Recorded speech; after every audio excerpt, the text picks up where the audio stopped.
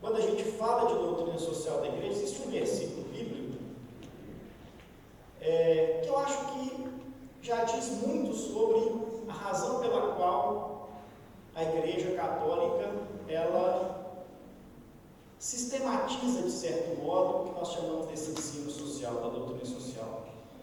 É um versículo simples, está no Evangelho de João. O Verbo se fez carne e habitou entre nós. Se o Verbo não tivesse sido feito carne, de fato, não haveria sentido a gente conversar sobre o que vamos falar, sobre o que vocês vão tratar. Mas por quê? O Verbo se fez carne, e não pura e simplesmente se fez carne, mas habitou entre nós, desde os tempos, por todos os tempos. Falar sobre doutrina social faz muito sentido. Então nós não falamos, ou a igreja não compôs esse ensinamento social, não é uma questão de liberalidade dela, porque ela quis. É pura e simplesmente como uma forma de continuar que o Verbo permaneça como carne e permaneça habitando entre nós. Então, assim, de onde vem, para a gente começar a falar de história, né? Já que eu tenho que falar um pouco de história aqui, né? Para poder ganhar a assessoria da noite, não é, Geraldo? De onde vem? Vem do Evangelho. Bom, é uma exigência, acima de tudo, cristológica. Porque o Verbo se fez carne e habitou entre nós. É o mistério da encarnação que não se esgota por simplesmente no Natal, mas o mistério da encarnação que continua a se perpetuar, inclusive na ação das comunidades eclesiais, na ação da igreja, que nos convida a olhar para a carne e para o entre nós, para esse mundo. E isso, volto a dizer, se o Verbo permanecesse Verbo, junto do Pai, não faria sentido algum. Mas porque o Verbo se faz carne, e se faz carne na carne sofredora, e se faz carne no meio de nós, historicamente, concretamente, existencialmente, aí vai surgindo um pouco isso que a gente chama de doutrina social da igreja.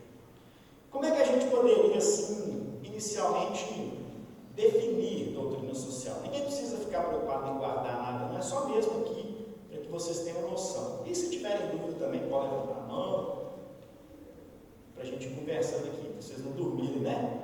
Senão a galera dorme e fica ruim.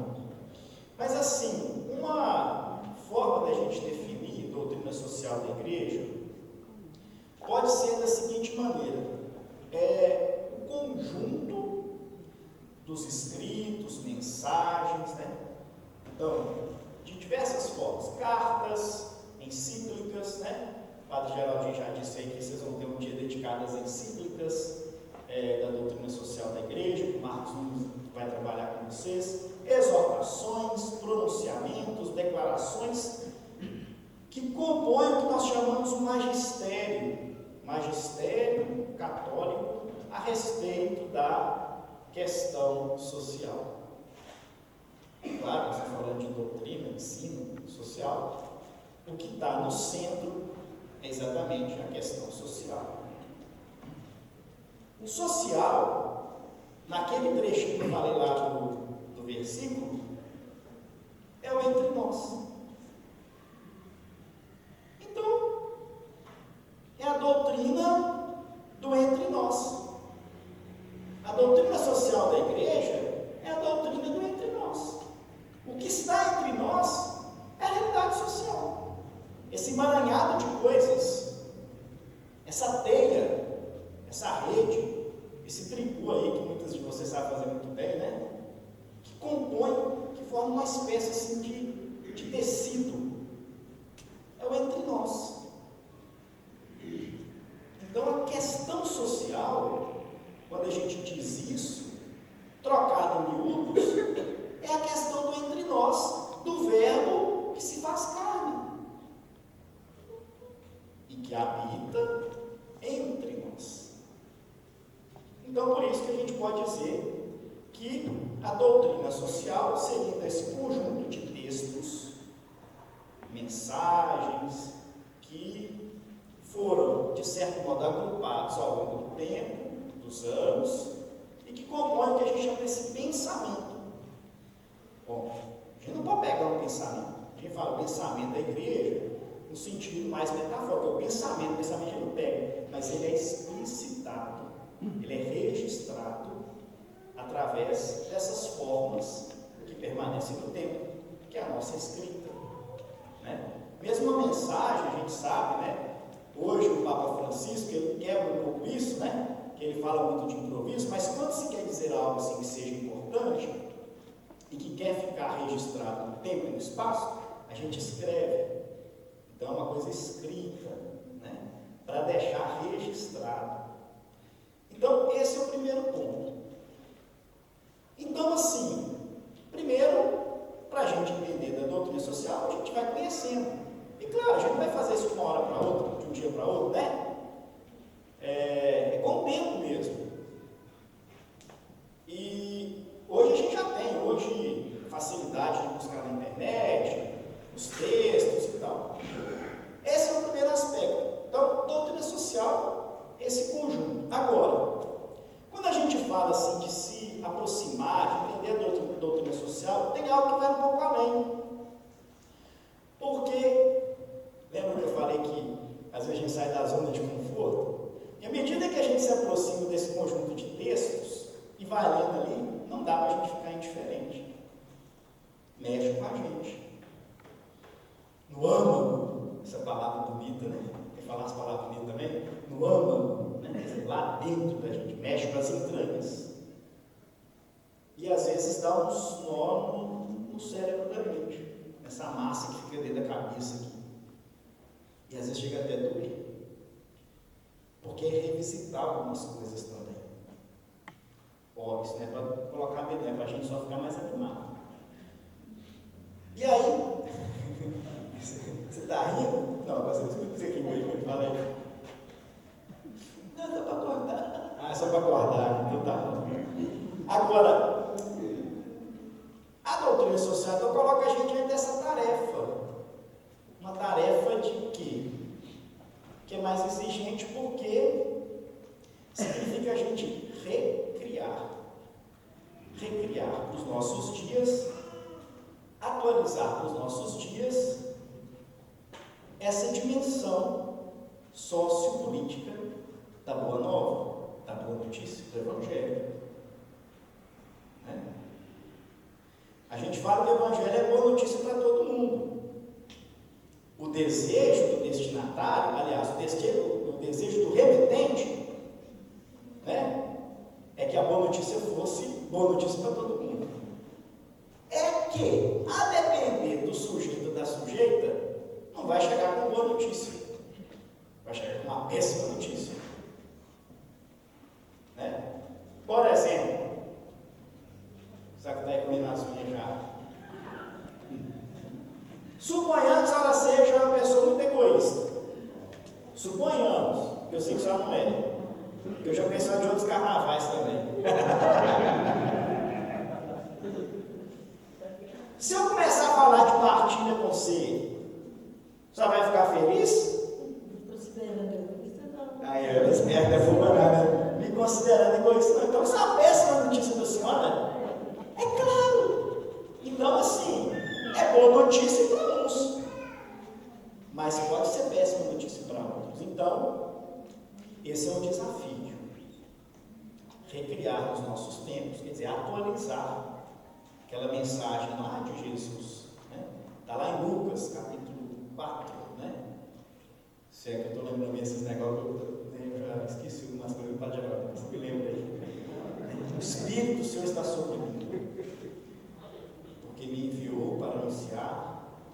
aos pobres, né? O ano da graça, da libertação, tem isso lá? Pois é, atualizar isso. Só que a gente não está no tempo de Jesus. Nós estamos já há 21 séculos depois de Jesus. A sociedade é totalmente diferente. Então a gente recria o Evangelho. A função do cristão é recriar o Evangelho, atualizar esse Evangelho no nosso tempo, no nosso espaço. É fácil falar de Evangelho na Lua. O trem aberto é quando você vai falar de Evangelho aqui, né? Laranjal, né? Nos Nobres, né? E não sei mais aonde, Nova Era, São João das Moras, Nova Sul, aí, Grota dos Camilos, você falou só Grota, nossa, é o nome completo, tá? Grota dos Camilos. Aí a coisa, esse é o desafio. Então, à medida que a gente conhece, a gente também se encoraja. A gente ganha um pouco mais de ferramenta. A gente consegue olhar para a realidade com mais. A gente melhora a nossa visão. Né? A gente que usa esse negocinho aqui, que a terra não há de comer, que é óculos, precisa de vez em quando ir lá no oftalmologista para dar uma acertada na nossa visão. Melhorar. Conhecer a doutrina social da igreja ajuda a gente a enxergar melhor a Deus, ainda que a gente não veja, e a realidade que a gente está inserido. Tudo junto e misturado. Porque separado é fácil, enxergar a Deus e a realidade. O negócio é quando junta. Aí é que nem carrinho tromba-tromba de vez em quando. Então, o ensino social, a doutrina social vai nessa direção. Bom, eu até falei aqui, estou usando os dois termos até para a gente poder diversificar. Mas há uma diferença. Se vocês forem procurar, estudar um pouco mais, vocês vão ver que tem autores que usam a expressão mais clássica, mais tradicional, que é doutrina social da igreja. Mas há também uma boa parte de teólogos, pessoas que estudam mais a doutrina social da igreja, que gostam também de utilizar um outro nome, e que eu acho também que faz sentido, eu compartilho também, que é ensino social. Até porque tem uma diferença. Por quê? Aliás, o Papa Paulo VI, numa das encíclicas, que o Marcos vai apresentar para vocês, 80 Adveniens, quer dizer, quando foi 80 anos da primeira encíclica, que é a Rerum Novarum, a gente vai falar sobre ela daqui a pouquinho, o Papa Paulo VI fala exatamente do ensino. Qual que é a diferença? Então, a ideia da doutrina social da igreja é isso. É um conjunto de escritos que a gente busca, lê, entende. O contexto também é importante. Vocês já viram aquela expressão, uma frase que diz assim: o texto fora do contexto vira pretexto. Se você pegar um texto lá do século XIX, final do século XIX, por exemplo, tem uma linguagem, tem uma intencionalidade para quem está querendo dizer aquilo ali, né? Então a gente precisa entender, não, para quem que está dizendo, qual que era a intenção, qual era o problema. À medida que eu vou entendendo isso, aí eu vou percebendo mais. Então, por isso que se fala mais de ensino, é nessa direção. Então, não é obrigatório chamar de ensino, não é obrigatório chamar de doutrina, mas eu só queria dizer, já que eu imagino aqui que não tem marinheiro de primeira viagem, mas, na medida em que vocês forem acessando textos, vocês vão ouvir doutrina social da igreja e ensino social da igreja. É tudo a mesma coisa, porém tem esse enfoque, que o ensino social vai se renovando, vai sendo acrescentado por novas perspectivas. Por exemplo, uma das últimas encíclicas sociais aí do Papa Francisco sobre a ecologia? Se a gente pegar lá a primeira encíclica de 1891, guardem que no último dia, não, no quarto dia Maria José vai fazer essa pergunta, viu, Maria José? Quem acertar, você pode dar R$10 para cada um do seu dinheiro. Tá? 1891. Lá, essa questão da ecologia, até a palavra talvez nem existisse. Procurar nem saber o que era ecologia. A igreja foi aprendendo. Na década de 90, quando se começou a falar da importância da ecologia integral, o pessoal brincava assim, isso tem que abraçar, a árvore está por fora. Hoje a gente percebe que esse negócio está por dentro e muito. Haja visto essas ondas de calor lá da Europa e nos Estados Unidos aí. Né? Chuva na semana do fazendeiro hoje. A 97ª semana do fazendeiro. Não, 97 anos da universidade, né? Não sei se eu exagerei agora a semana do fazendeiro. É muito, né? 93, pois é. Eu não sei quando que choveu, julho. Deu chuvinha boa hoje. Mas um pinguinho para quem nunca teve, é um pingão. Então, muda, né?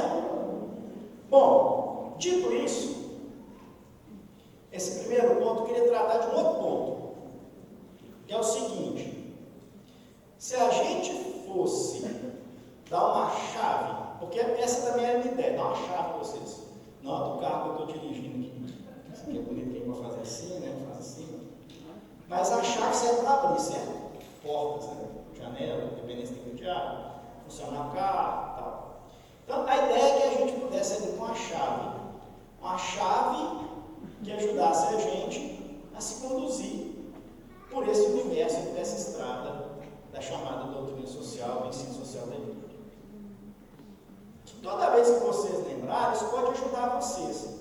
A mim me ajuda, então, por isso que eu estou compartilhando, mas pode ser também que não. Se não ajudar, também não tem problema não. Pode deixar aí na cadeira no final da minha apresentação. Todas as vezes que a gente fala, e aí pode ser a primeira encíclica, a última encíclica, tem algo que a igreja está sempre buscando, formado por duas palavras: justiça social. E isso é uma coisa importante, porque quando a gente fala de justiça, tem a ver um pouco com o que o Padre Giovanni falou que tem trabalhado, que é a comunicação não violenta, a justiça restaurativa. Muitas vezes quando a gente fala assim, justiça, no fundo vingança. Justiça é muito diferente de vingança. Né? Porque a justiça visa a reparação do dano. E a vingança visa a eliminação de quem causou o dano. Então é fácil de saber. Você está gritando justiça pensando que quem causou o dano tem que ser eliminado? Não é justiça, é vingança. E aí, antes da doutrina social da igreja nascer como doutrina social, tem uma série de antecedentes que eu também queria citar rapidamente aqui. Então, no centro, no coração do ensino social da igreja está o desejo de que a justiça social floresça, que ela aconteça.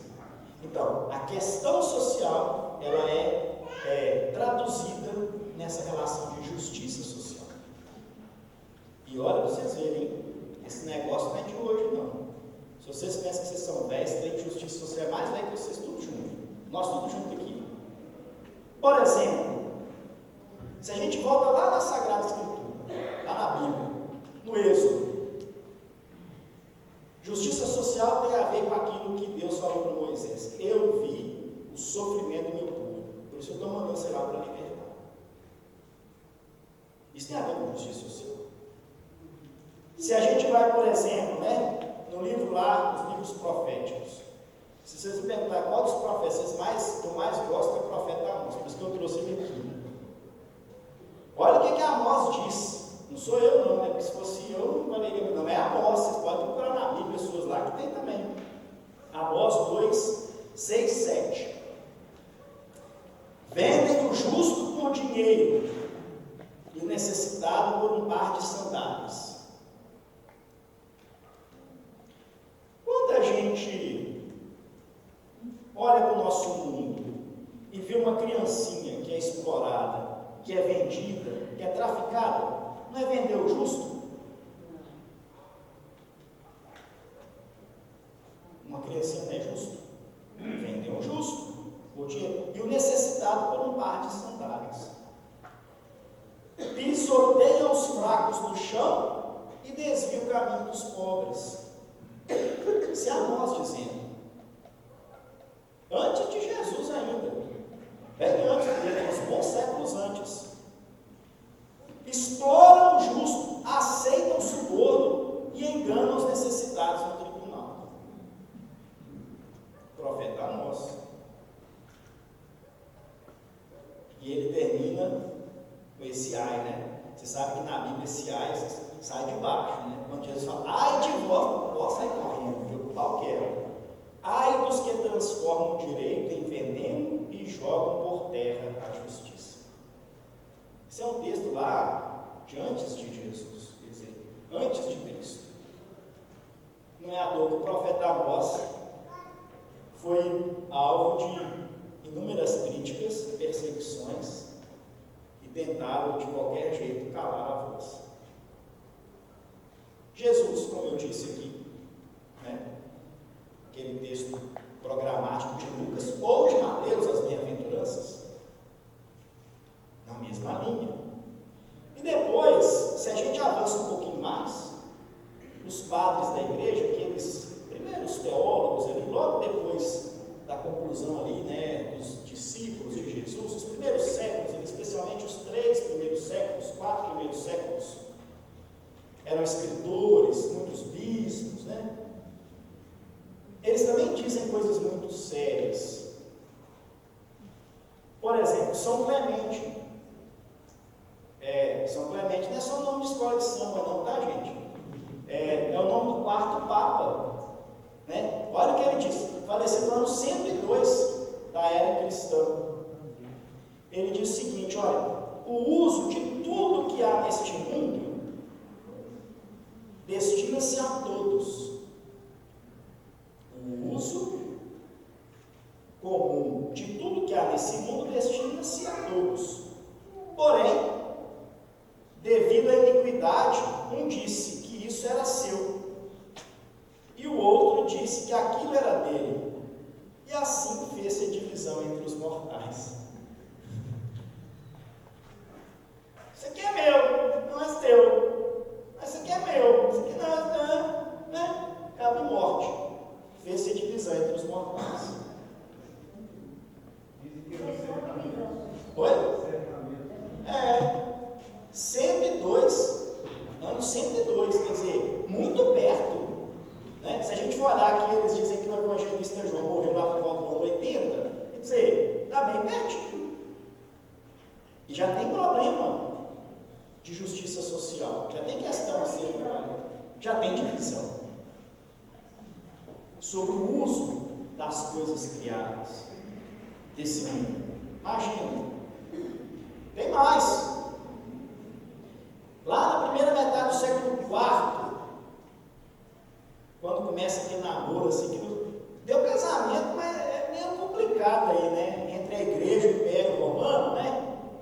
São Basílio, que é outro grande também da igreja, diz assim, olha só, essa inclusive é para nós. Aliás, agora já passou a festa, não tem problema falar não. Mas assim, eu vou ler o texto, depois eu conto o caso. Eu não vou contar o santo, mas o milagre eu vou contar. O pão que guardas na tua despensa pertence ao faminto, como pertence ao nu o agasalho que escondes em teus armários. Os sapatos que apodrecem em tuas gavetas pertencem ao descalço. Ao miserável pertence a prata que ocultas. Século IV, nós estamos no século XXI. 300 e pouco. Imagina. Aí vocês lembram aquela festa Santo Antônio? Todo mundo querendo pãozinho. Todo mundo levou o pão para cá, mas ninguém quer partir o pão com o outro, não, né? Quer juntar aquele tanto de padaria lá? Vem na comunidade. Eles vão contar o santo. Vou contar o milagre, vou contar o santo, né? O pessoal levou o pão, mas. Não, vou deixar o pão. Tá bem que eu entendo que é tradicional, não tem problema, né? Mas às vezes a pessoa quer 2, 3, para colocar nas vasilhas tudo, né? De arroz, feijão, não sei mais o quê. Aí que vai para trás fica sem, né?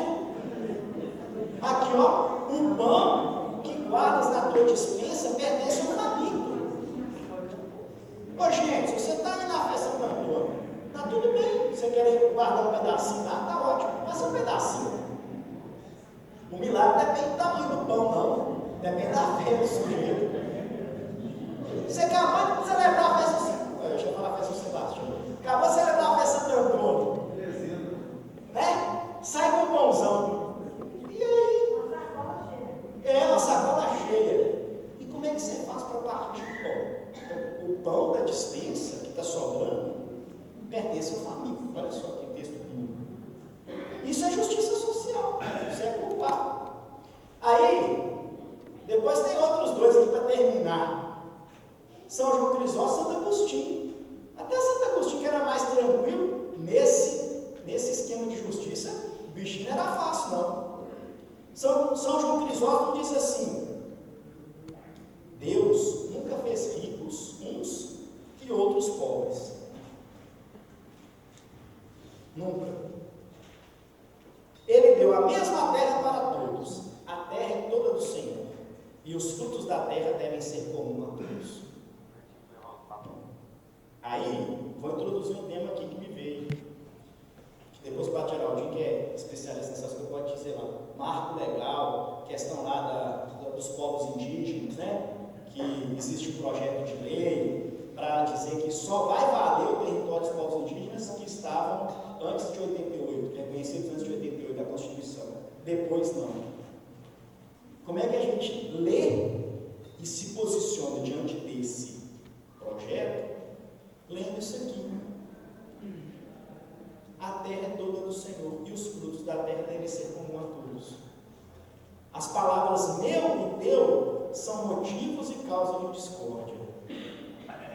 Comunidade de bens é uma forma de assistência mais adequada à natureza do que a propriedade privada.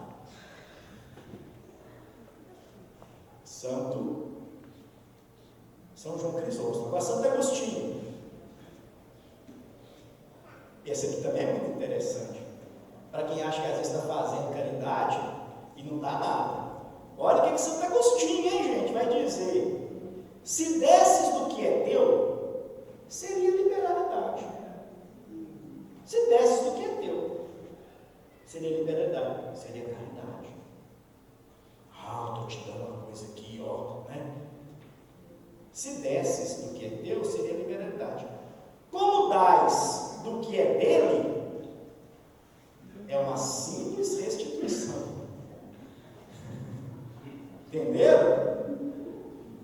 Então, tem muita gente aí dizendo que está dando o que é dele, na verdade é do outro. Do outro. Né? Se a gente for escafunchar aí, esses trem de terra aí, a pessoa fala, essa terra é minha. Tem um documentário chamado Terra, um filme Terra Vermelha, que chega um camarada lá e fala assim, essa terra foi do meu pai, há 50 anos ele veio para cá.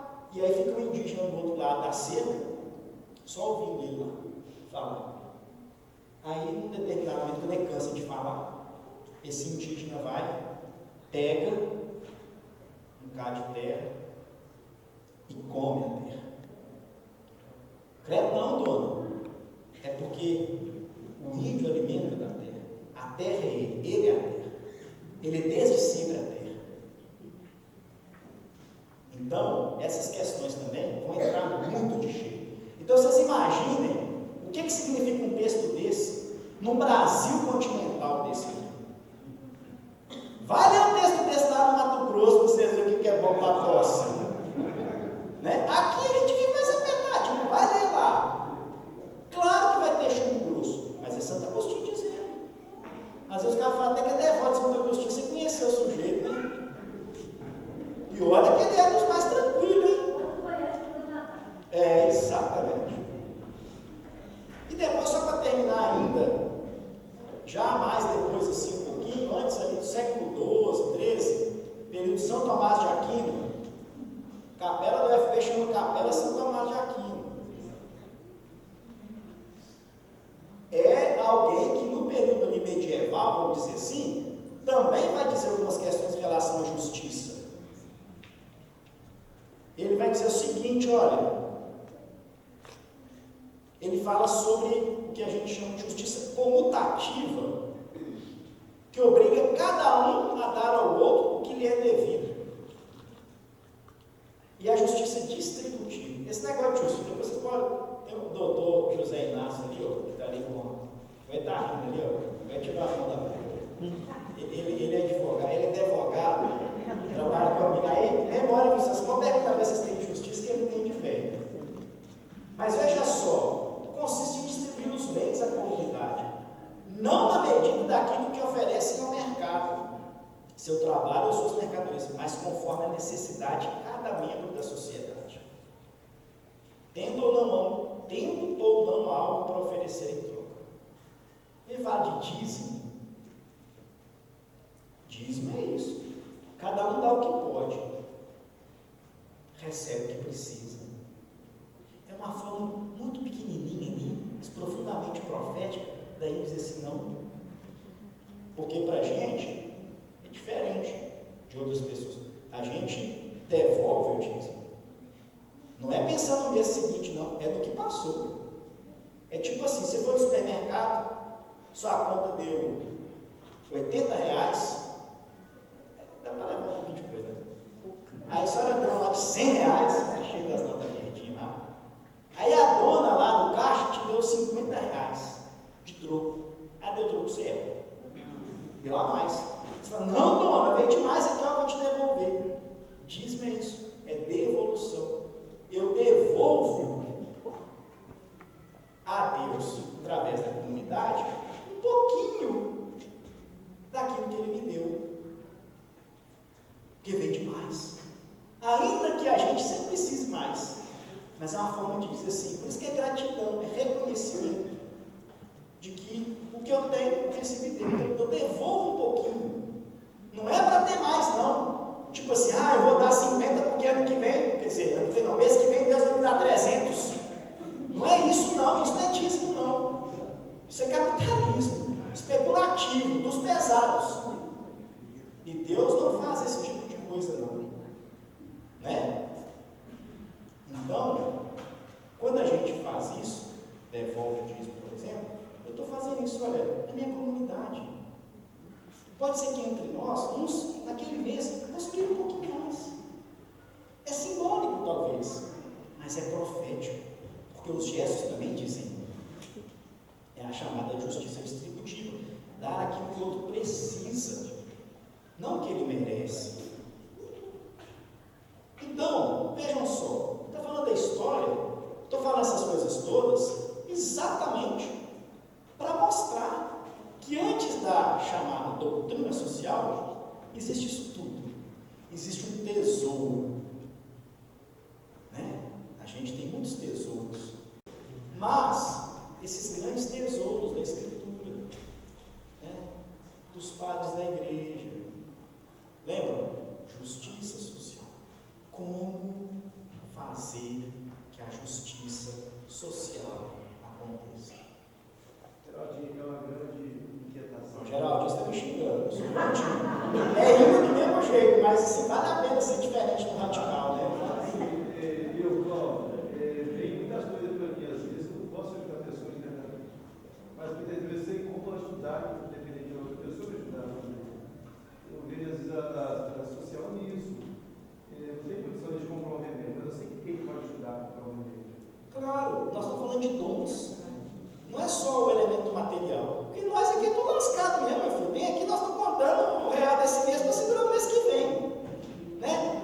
Mas é aquele negócio, né, que é um ditado aí que muitos dizem, não sei de quem é, mas ninguém é tão pobre que não possa dar nada, ninguém é tão rico que não possa precisar de nada. partilho também os dons. Eu dou algo porque eu recebi. Poxa, por que eu estou aqui hoje falando? Porque eu recebi algo. Não é só um prazer, mas é também minha obrigação compartilhar o que eu recebi. Essa formação que eu recebi, que eu estou falando para vocês, eu recebi o seminário. Você sabe que eu fui pago, né? Você não conta ninguém, não. Eu sei. Isso é seminário. E, assim como a maioria dos colegas, quem sustenta o seminário do Diocese de Maria? O povão de Deus. Então, é um compromisso social meu compartilhar aquilo que ainda que eu não esteja mais exercendo esse tipo de ministério na igreja, é minha função, minha obrigação fazer isso. Então, não é só uma questão de vir aqui, não, é uma questão de compartilhar aquilo que não é só meu, mas que é um tesouro de todos nós. E que assim um dia, né, eu escutei outros dizendo, eu espero que também isso possa apoiar e ajudar vocês. Então é nessa linha, Claudia, é isso mesmo. Então a gente também faz isso. E quando vocês trabalham nas pastorais, está cheio de bandeira aqui, cheio seja de movimentos pastorais. Vou dizer assim, bem claro mesmo para deixar a mensagem, porque você sabe que eu sou meio direto. Antes de existir esse negócio que a gente chama de partido, a igreja falava de justiça social. Já falava de justiça social. São João dos nem sabe o que é partido, coitado dele. Se vocês morrer, pergunta para ele se sabe. Talvez agora ele já sabe, que ele deve conhecer lá no céu. Mas não tem esse negócio. Então, mas ele está falando. Mas tinha injustiça. Tinha pobreza. Eles estão falando aqui.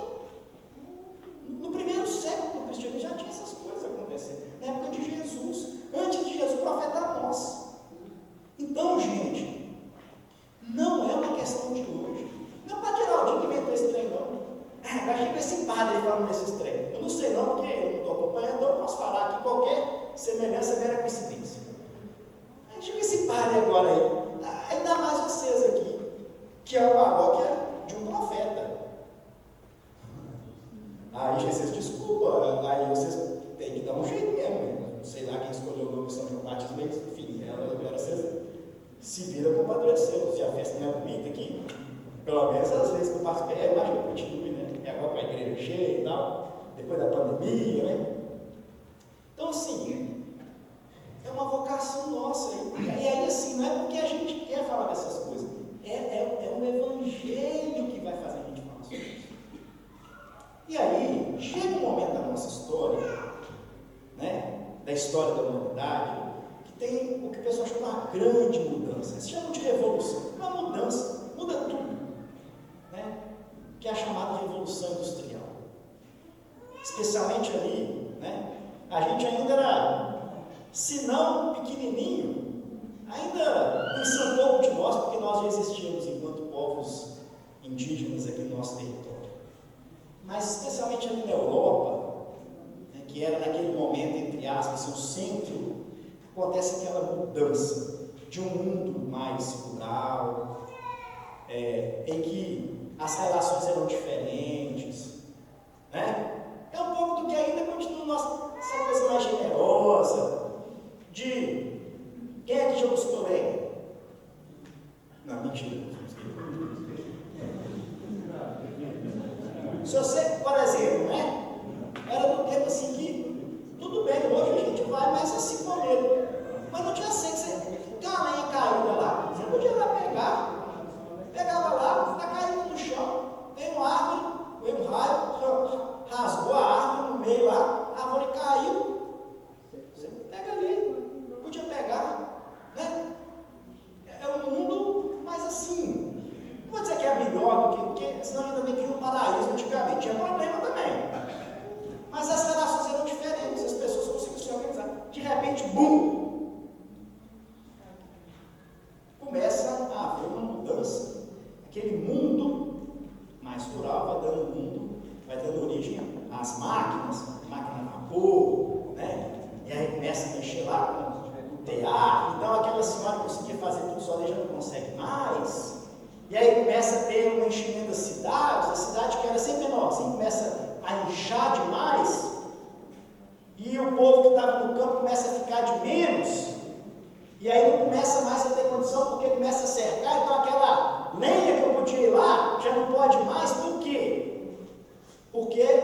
diz que a terra é dele, eu não posso entrar, porque se eu entrar, vem a polícia e diz: isso aqui não é seu, essa lei que caiu também não é sua. E o trem banana demais. O mundo muda muito.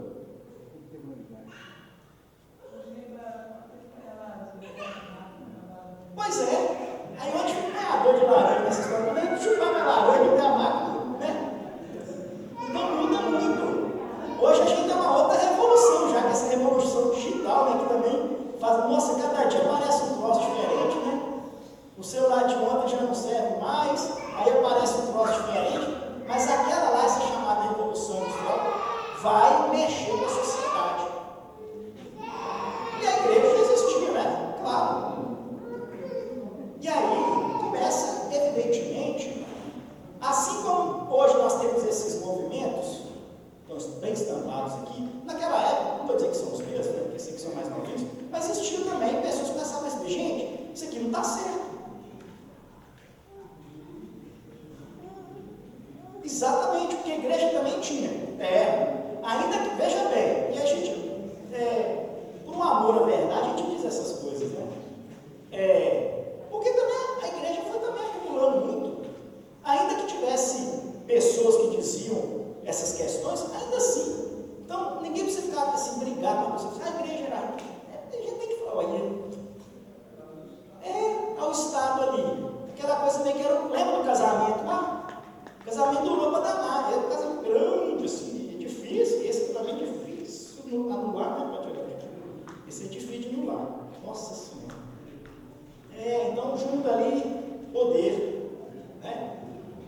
Poder ali. E aí a religião, ela pode ser usada muito bem, pode ser usada muito mal. Porque se eu não sei, tem um texto que fala assim, que Deus não criou rico e pobre, mas alguém que é religioso fala: Deus criou rico e pobre, aí eu vou acreditar. Então começa essa questão. E aí, alguém falou de divisão, lembra? Uma grande divisão. E a expressão é do Papa São João Paulo II. Inclusive, um desses textos, assim, dizendo assim: os ricos cada vez mais ricos, e os pobres cada vez mais pobres. Exatamente, é documento de Coimbra. Exatamente, 1979. Os bispos aqui da América Latina vão dizer isso. Então, esse é um momento muito crucial para a igreja. Até então, a igreja era mais, ainda que a gente tivesse essas figuras, mas do ponto de vista do magistério, ele está mais preocupado com os problemas internos. Sabe por quê? Você já ouviu falar do Martinho Lutero? Nessa época, a igreja estava sofrendo problema interno, estava dividido. Martinho Lutero separando. Então a igreja estava muito mais preocupada em não perder fiéis do que da condição ali para fora. Então, já há algum tempo, que a igreja ficava preocupada mais com as questões internas. Lembram de, por exemplo, lembram de Trento? Concílio de Trento? Então, a igreja, especialmente ali do século XIV até o século XVIII, XIX, está preocupada em organizar os sacramentos, organizar a formação dos padres seminários, organizar um catecismo para passar a doutrina para o povo. Lembrem que a gente está, nessa época, numa sociedade que ainda tem pouca leitura, né? Como o pessoal gosta de dizer assim na roça, ela tem pouca leitura. Quer dizer assim, precisava de pensar formas muito fortes e claras de manter, né, a Igreja Católica unida, diante de uma ruptura muito grande, né? O protestantismo crescendo. A igreja embarca, então, inclusive, nas naus aí, né? Assim fala naus, né? De Cabral e Companhia Limitada, porque aonde está chegando, a gente também tem que chegar primeiro. Nós temos que chegar primeiro os protestantes, não pode deixar os protestantes chegar. Pois é, exatamente. Então, a igreja está muito mais assim, vou usar uma expressão aqui, em si mesma, olhando para dentro. Mas, claro, quando a gente fala igreja, não é todo mundo, porque uma coisa boa é que a gente sempre tem no meio da gente profetas e profetisas que vão meio que ali cutucando, né? E que uma hora a coisa, que nem pipoca, fica ali, né? Rodando na pipoqueira, rodando, de repente ela estoura. E aí, então, a gente chega nesse contexto de um momento em que a igreja começa a perceber, olha, tem algo que não está legal aqui. E foi muito bom que a gente começou aqui com esse poema do operário em construção. Porque essa palavra operário, ela vem exatamente nesse contexto. Antes da Revolução Industrial, não havia operário. Não havia operário. Essa palavra, esse conceitinho de operário, e hoje muda para funcionário, colaborador, né, Zé? Essa ideia de operar, ela é exatamente nesse contexto, em que você tem um grupo que vai explorar. Essa é a palavra mesmo, ainda que ela seja a força de uma outra pessoa para que aquilo que ela faz, ao invés de ficar com ela, fique com o outro. Então você trabalha. Eu gosto de citar aquela história lá do Silvio Santos. Eles falam assim, foi camelô e tal. Aí tudo, não, então quer dizer que você trabalha 8 horas por dia, e um dia você que nem Silvio Santos. Só que não, né? Porque aquilo que você gera em 8 horas não fica só com você. Aí, que você produz em 8 horas não fica só com você. Então, as condições se tornaram muito desiguais. O abismo cresceu muito. Uma coisa é você, eu tenho 3 vaquinhas, ou tenho 5 porquinhos, ou tenho 10 vaquinhas. Uma coisa é você ter 10 vaquinhas, ou ter 1.000, 2.000 vaquinhas. Aí começa a ficar um negócio diferente. Uma coisa é você ter uma casa de 2 quartos, fogão a lenha, né? Outra coisa é ter uma casa com quantos quartos? Mansão, 10 quartos. Você pode dormir cada dia da semana e ainda fica falando semana que vem. A coisa começa a ficar muito desigual. E aí, então, em 1891, já no final do século XIX, a igreja, ela, através do Papa da época, Leão XIII, em 1891, ele vai escrever uma encíclica, depois o Marquinhos vai explicar o que é a encíclica para vocês. Ele vai escrever um texto chamado Rerum Novarum. Antes a gente explicava assim, né, Geraldinho? Que os textos oficiais da igreja sempre vêm com o nome em latim, né? O Papa Francisco avacalhou o trem todo, agora é Laudato Si, Fratelli Tutti, que aí é do italiano, né? Mas até há pouco tempo era tudo em latim. Então, Rerum Novarum é das coisas novas. Então, o Papa começa falando dessas coisas novas. Que coisas novas? Isso que a gente está contando aqui. Essas inovações, essas mudanças, essas revoluções. Que sim, nenhum de nós vai brigar porque aconteceu isso, que inventou isso. É ótimo. E não pode ficar falando assim, não vai ver celular. Mas eu estou vendo aqui, como é que vai ser celular hoje? Você pode viver um pouquinho menos. Não precisa comer o celular e olhar para a comida. Mas não é no sentido de condenar as coisas que a própria inteligência humana vai criando, mas é o modo como isso vai ser articulado no mundo. Porque as coisas podem trazer benefícios, mas aí é para todos ou para alguns. Então o Papa começa a falar exatamente disso.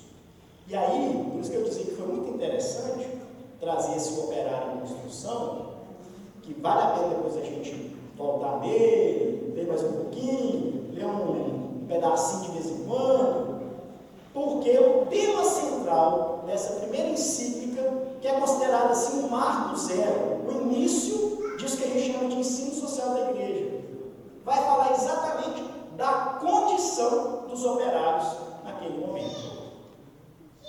e das injustiças que os operários estavam sofrendo nas reais circunstâncias de um recente capitalismo.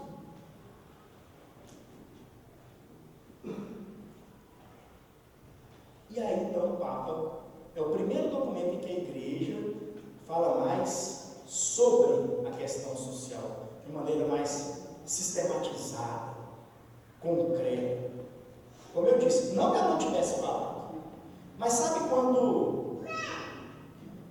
Você sabe como é que é amigo de cachaça? Você não sabe como só bebe, você não sabe? Não tem o processo da condensação, vai ali, vai esquentando, água fria, de repente condensa, lambicura, né?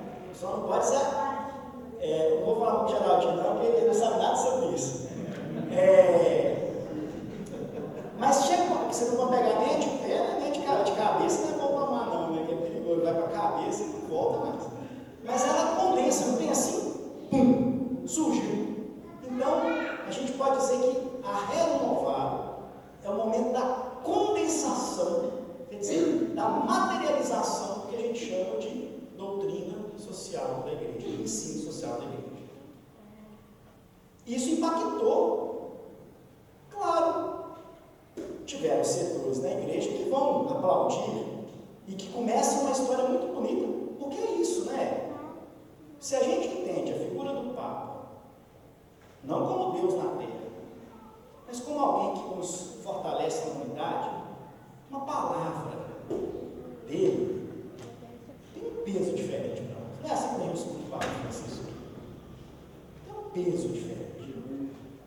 Então, o Papa, naquela situação, falando dos operários e de que era preciso pensar formas mais dignas de proteção do ser humano, porque a doutrina social da igreja também é isso. Justiça social para proteger o ser humano. Para proteger, para defender o ser humano. Para defender isso com o qual nós somos criados, que é a nossa dignidade. Né? A gente não pode perder a dignidade com a qual nós somos criados. Nada nem ninguém desse mundo pode nos retirar. E quando a gente percebe em alguma circunstância a perda dessa dignidade, a gente precisa gritar muitas vezes. Não é para brigar com o outro, não. É para dizer, olha, está errado isso aqui. Denunciar. Evangelho é anúncio e às vezes, ou muitas vezes também é denúncia. Jesus fazia isso, né? Exatamente. Então, essa encíclica renovada, que vai tratar dessas questões, vai exatamente falar sobre isso, a condição dos operários. E aí, digamos assim, inaugura-se esse tempo do ensino social da igreja. E uma coisa interessante, foi tão impactante isso, que os papas que vieram depois, todos eles começam a citar, tanto o Papa Leão XIII e a Renovada, tanto que, depois de alguns anos, para se celebrar essa encíclica, escrevesse uma nova encíclica.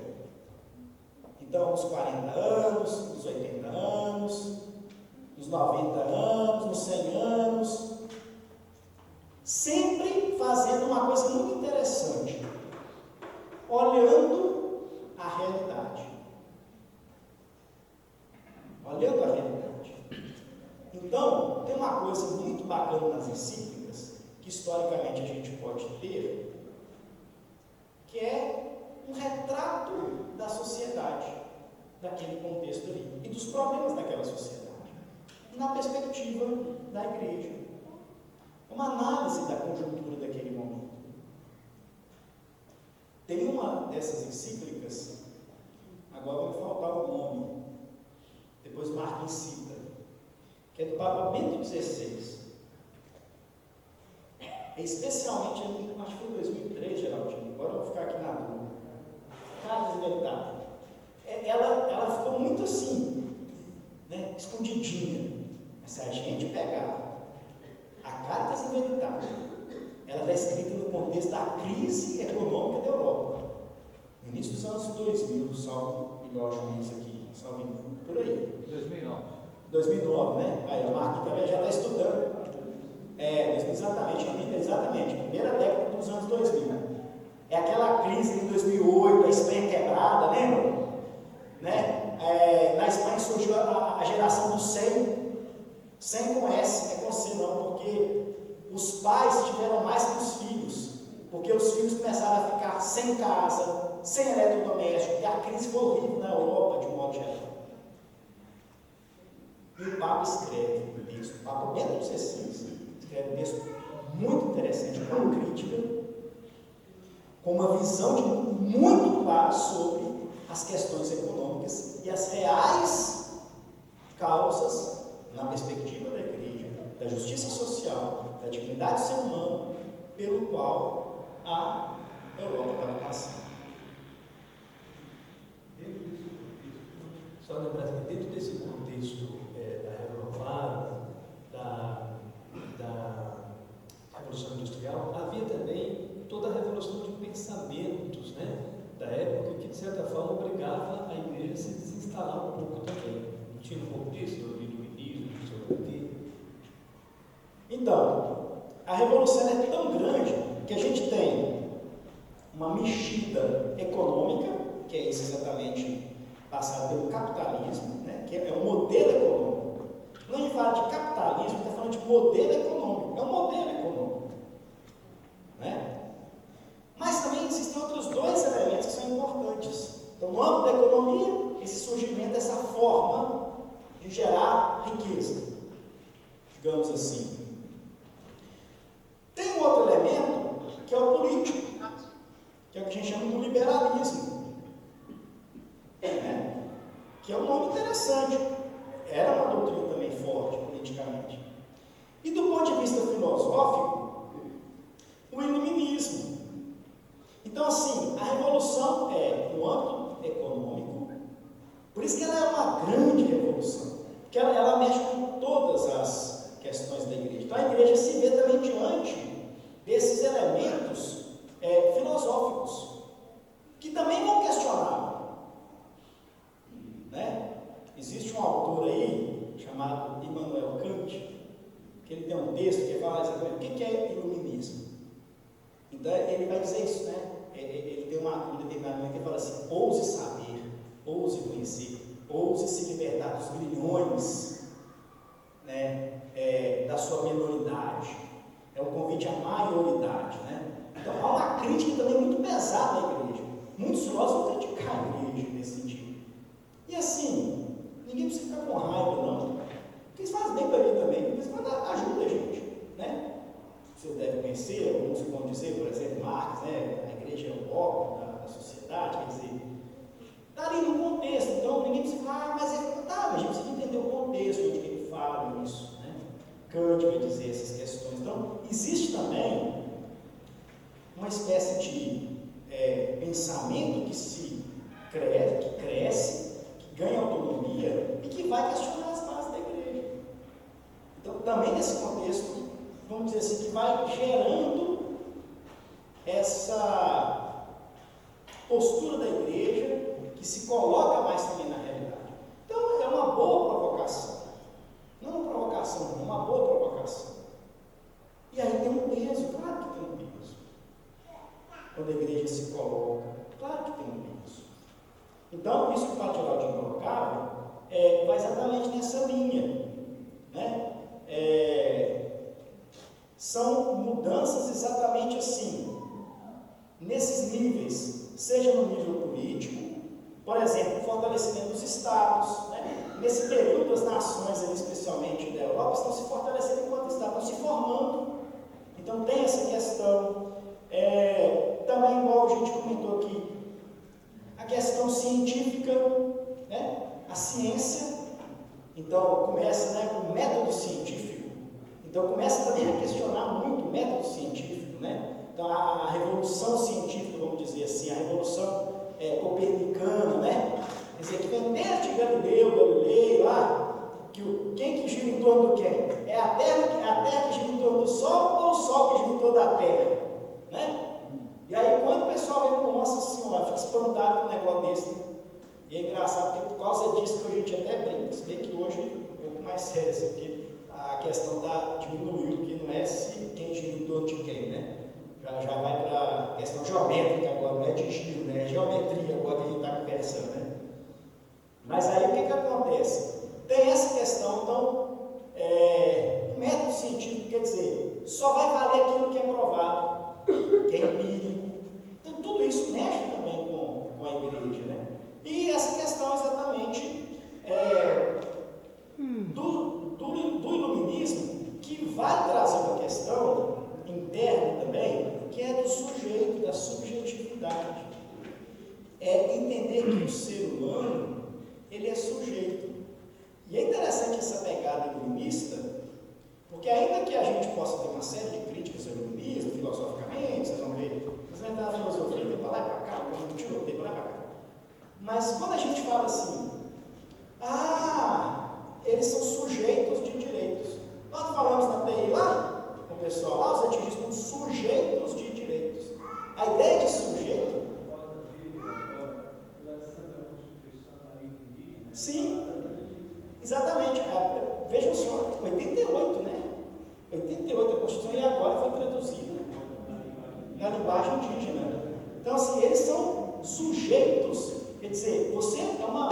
Não fala sujeita, não, quer dizer, pode falar também. Você é sujeito, quer dizer, você é um ser importante, você não é qualquer coisa. Então, nós não somos uma massa. Por isso que, ainda que se façam críticas, essa ideia, por exemplo, né? Quando a gente pega aqui, olha, se vocês vão trabalhando, todos esses grandes movimentos estão o quê? Na perspectiva da defesa dos direitos. Os direitos que nós temos porque somos humanos. Então, o iluminismo traz muito isso. Tem lá as bases da Revolução Francesa, vão ter vários equívocos de fato, mas tem coisas que são importantes que é exatamente desse momento. Então, isso também começa a germinar. Inclusive, no século XX, nós vamos ter grandes pensadores, filósofos, que a gente conhece pouco aqui no Brasil, mas eles vão ser muito importantes. E aí, assim, a gente já está falando um pouquinho mais para frente, mas que eles estão bebendo ali, nessa fonte também. Por exemplo, o filósofo chamado Jacques Maritain, Emmanuel Mounier com personalismo. Então, são filósofos cristãos que estão pensando, inclusive, as questões políticas. Era um tempo de efervescência nessa direção. E isso vem exatamente dessa construção de uma abertura maior da igreja para as questões, vamos dizer assim, extra-eclésia, ou seja, para fora dela mesma. E que a gente pode dizer assim, que vai ter ali no século XX, o Vaticano II, que vai, né, com a Constituição Legal dos pés, né, as alegrias, as esperanças, as tristezas e as angústias dos homens de hoje, né, e sobretudo dos pobres, são também as alegrias, as esperanças, as tristezas e as angústias dos discípulos de Cristo. Aqui é como se é um texto bonito porque é um casamento, mas é um casamento da igreja com os sofredores, com os pobres. Quer dizer, sai de um contexto em que a igreja se alinha com os poderosos e fala as alegrias e as tristezas dos sofredores são as nossas alegrias e as nossas tristezas. Então, minha gente, já chegando aqui ao final, o celular até acabou aqui, desse quase. Então é isso mesmo. Então, o que eu queria trazer, assim, já concluindo aqui, que é o seguinte: primeiro, o ensino social da igreja mostra a todos nós que não podemos viver plenamente a nossa fé se não nos preocupamos com a sociedade na qual estamos inseridos. Todo cristão tem que ter um pouco de São Raimundo, um olho no céu, um olho no mundo.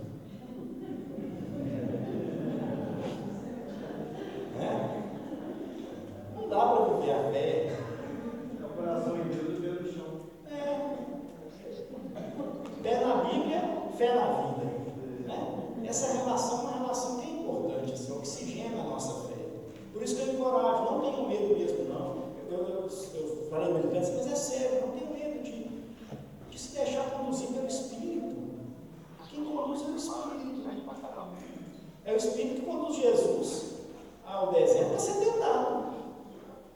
E aqui tentação significa se confrontar com a realidade. É duro. É duro, às vezes, a realidade. Mas é isso. E aí a gente precisa, às vezes, sair desse nosso som dogmático. Kant também falava isso. Precisa sair desse som dogmático. Ou o som da indiferença. A indiferença com os pobres, né? O Padre Zezinho já falava isso. Os pobres do mundo inteiro estão gritando que não dá. Não dá para suportar a indiferença dos seus irmãos. Irmãos cada vez mais ricos, que vivem sem entender, não dá para suportar a indiferença, não dá para viver em paz onde não há o que se comer. E João 23, o Papa João 23, ele tem uma frase muito bonita, ele fala assim: impossível evangelizar pessoas que passam fome. Então por que a gente tem pastoral social? Porque não dá para falar. Quem é que é da pastoral? Tem alguém da pastoral carcerária? É da minha época aqui. Dá para falar de Jesus com um cara que está com o dente arrebentado lá? Mas aí você fala de Jesus como? Vem com dor de dente? Como que a mensagem de Jesus vai chegar a pessoa que está com dor de dente? Levando o dentista. A boa nova de Jesus para quem está com dor de dente é assim: vou arrumar um dentista para você. É a grande boa notícia. Para quem está com a dor de dente na cadeia. Sabe por quê? Porque todo mundo aqui já tem dor de dente insuportável. E assim, remédio chega fácil às vezes. Então, às vezes, uma coisa, ele dá um tapa na capa. Sabe o que é capa? É a porta da cadeia, porta da cela, capa. E aquilo ali serve como penalidade para ele. Então não dá para falar assim: Jesus te ama, tá? Mas eu tô com dor de dente, eu quero dor de dente. E aí sim, e aí eu digo assim que Jesus te ama quando eu ajudo ele. Talvez eu não vou conseguir naquele momento, né? Não estou dizendo que vai, não é dentista, mas é isso. Então, não dá para a gente viver plenamente a nossa vida. Dá para viver pelas metades, mas plenamente não. Se a gente não se preocupa com a sociedade, a gente vai inserindo. Preocupar, o que está acontecendo? Por que está acontecendo isso? Vamos entender, vamos juntar aqui, vamos chamar alguém. Como é que pode explicar? Como é que é isso? Como é que funciona esse trem aqui? Por que nós estamos nesse buraco? Não estou chamando de buraco, não, da gente, não é buraco, não. Depois, então, a missão da igreja se realiza no mundo, na história, e a salvação do ser humano também passa pelas estruturas sociais. Né? A gente precisa pensar nessas estruturas que nós mesmos criamos. Né? Para poder fazer esse negócio todo aqui, daqui a pouco, os que vierem depois não vão ver isso aqui mais talvez. Olha o tanto de trem que tem aqui dentro. Estrutura.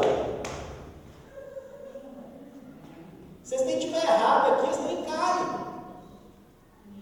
Então é preciso que a gente pense nisso.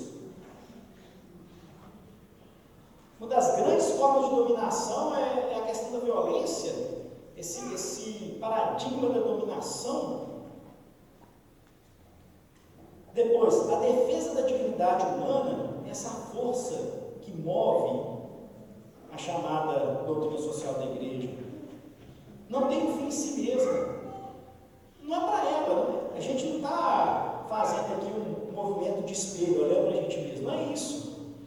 Mas encontra sentido na medida em que defende o ser humano das possíveis explorações e opressões que tentam a todo custo eliminar essa dignidade, colocando no mesmo nível das coisas.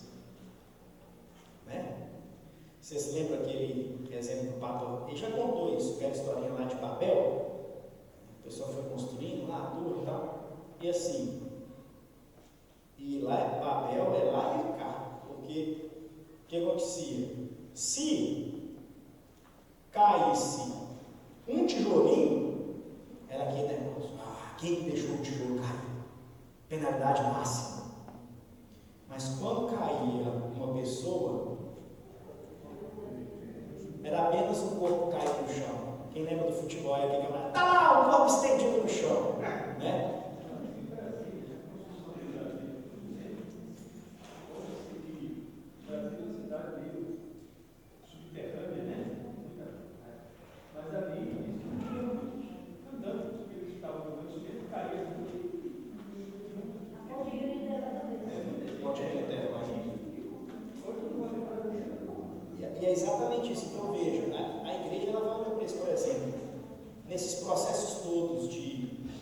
industrialização, as mutilações, né, das grandes indústrias. Né?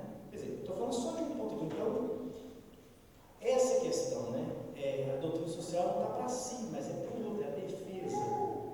Né? E hoje, assim, é bonito porque, lembra que a gente vai aprendendo? Hoje a gente fala, não é só o ser humano, é o mundo. Esse planeta é a nossa casa comum. Defender, a gente está aprendendo agora, as duras penas com os povos indígenas, defender o meio ambiente é me defender. Porque eu sou o meio ambiente sou eu. E aí, para terminar mesmo, viu, gente? A igreja do século XXI, né, nesse momento que nós estamos, não pode se esquecer de tudo isso que já foi dito. Né? E que vocês vão ainda ouvir um pouco mais amanhã, depois, especialmente com o ensino social da igreja. Nós de acabar mesmo. Nesse sentido, então, assim, olha, a igreja desse século não pode esquecer disso que já foi dito, já foi escrito. E fica uma pergunta, eu acho, talvez seja a pergunta também aqui para vocês, a partir dessa semana. Qual igreja vocês querem construir aqui na paróquia? Ou dar continuidade, porque está em construção, né? Como operar em construção. Pode ser uma igreja em construção, leigos e igrejas em construção, padres, diáconos, né? Bispo em construção. Estamos sempre em construção. Qual igreja queremos construir? Nesse sentido, o ensino social da igreja pode ser uma ótima inspiração. Revisitar esses textos. Pequenos grupos ali, vem aqui um pedacinho. Mas eu não entendo bem. Mas um pouquinho, mas parece difícil, eu vou fazer arroz, parece difícil, não vai ficar tão fácil. Para um, né, que eu ainda continuo sendo difícil, mas para outros é fácil. Mas não no sentido de ser repetido. Não é no sentido de ser repetido, é no sentido de ajudar a descobrir os nossos graves problemas sociais. Gravíssimos problemas sociais que nós vivemos. Então, quais são os problemas?